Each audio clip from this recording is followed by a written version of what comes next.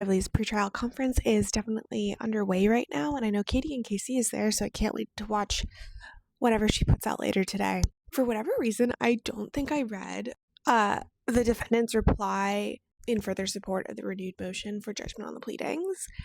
And I just started reading it, and wow, I love this. This is just super easy to understand. I think they really kind of thread the needle on the logic train there. That's there was no California nexus for the sexual harassment. FEHA should not apply on the retaliation. And they use the plain language of the statute, which I want to go back to see how Lively dealt with the language of the statute. I think I read hers very quickly too. And there was one thing that struck me, which was in a portion of hers, she makes the statement she had a reasonable belief that the actor loan-out agreement was binding and enforceable. Therefore, the provision of California law would apply, right? And I was really struck by that, right? And especially as Lively being a layperson, the actor loan-out agreement was not signed. Her lawyers were actively still negotiating provisions of it. I would say it might be a somewhat more reasonable belief for a lawyer to think that, but I don't know about the average person. I think the average person would probably assume that they didn't sign something. It wouldn't be enforceable, especially if your lawyers were still negotiating it.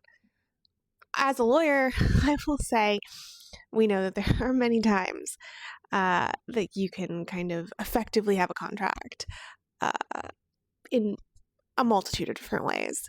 I would still heavily question it, but still, we are here to deal with gray areas. So, we're a little bit more used to being oh, there might be a good argument for why this is enforceable. And I do realize by saying average person versus the reasonableness standard, those two things are not exactly equal, but I'm just thinking that it feels like there's something wrong with that argument that you believed the actor loan agreement was binding and enforceable given the situation. Oh, they just get to the reasonableness portion. Lively alleged good faith belief that the defendants violated FEHA was not objectively reasonable. Yep, I'll probably agree with that. Okay, I'm confused here, and maybe somebody can iron this out for me. It says Lively relies on the fact that the script anticipated filming in Los Angeles, and that at the end of the shoot there were a few days of filming in LA. Lively does not allege that anything problematic occurred during those days. Indeed, the alleged harassment occurred more than 6 months previously. So was there filming in LA? Or was it just anticipated and it was at the end? I don't recall that. Because I remember reading, I need to go back and find that a filming schedule. I still think they have good arguments. Because that would have been the second half of filming where nothing occurred. This last part about the CRD complaint. Because they're basically throw these claims out, and if you don't, then kind of in the alternative, then take it from the CRD complaint forward, because that's what she's alleging is the protected activity, which would narrow this greatly.